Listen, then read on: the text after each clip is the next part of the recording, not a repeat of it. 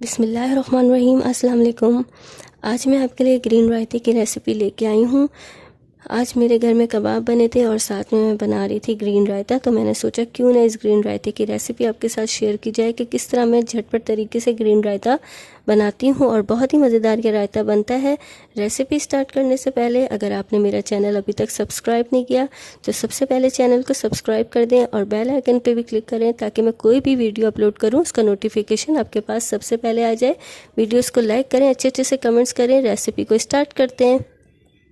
तो 1 पाव दही का रायता बनाना बता रही हूँ। अगर आप ज़्यादा क्वांटिटी में बनाना चाहते हैं तो इंग्रेडिएंट्स की तादाद को बढ़ा सकते हैं। दही मैंने 1 पाव लिया था और इसको मैंने अच्छे से फेंट लिया ताकि इसमें कोई मलाई वगैरह ना रहे। और धनिया मैंने लिया है 1 मुट्ठी के करीब। पुदीने की मैंने 2 डंडियाँ लेकर उसके पुदीने के पत्ते अलग कर लिए हैं। और हरी मिर्चें मैंने बारीक वाली 3 अदर लिए हैं। बहुत तेज़ मिर्चें होती हैं इसलिए 3 काफ़ी हैं। नमक लिया है ½ टी स्पून, ज़ीरा भी लिया है ½ टी स्पून।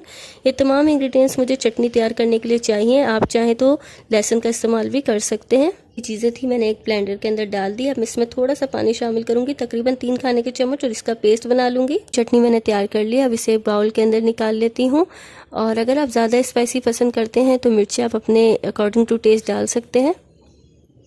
ये मैंने जो चटनी तैयार की है अब मैं इसको दही के अंदर शामिल करूंगी और इसको मिक्स करती जाऊंगी।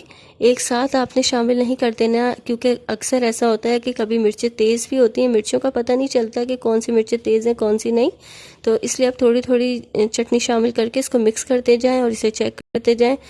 और अगर मुझे लगेगा कि मतलब मुझे सारी चटनी डालनी है तो मैं सारी डाल दूँगी, वरना मैं थोड़ी थोड़ी डाल के चेक कर रही हूँ।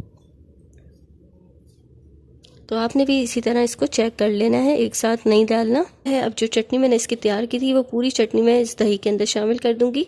और जो क्वांटिटी मैंने आपको बताई थी वो 1 पाव दही के लिए बिल्कुल परफेक्ट है। झटपट बनने वाली ग्रीन चटनी तैयार हो चुकी है। अगर आपके पास टाइम कम हो, कभी मेहमान अचानक आ जाए, तो इस तरह भी आप कर सकते हैं। ग्रीन चटनी बना के आप इसे फ्रीज़ कर लें और जब मेहमान आए तो आप इसे बस दही में मिलाकर रायता तैयार कर लें।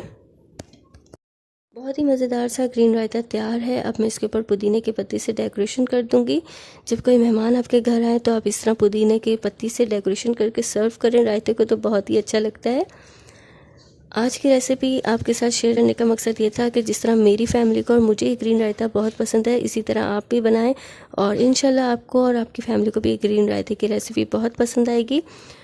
आने वाले दिनों में मैं आपके साथ और भी अच्छी अच्छी सी वीडियोस शेयर करती रहूँगी, तो अपने चैनल को सब्सक्राइब लाजमी करना है, वीडियोस को भी लाइक करना है और बेल आइकन पर भी क्लिक करना है। अपना ख्याल रखना है, दुआओं में याद रखना है। अल्लाह हाफ़िज़।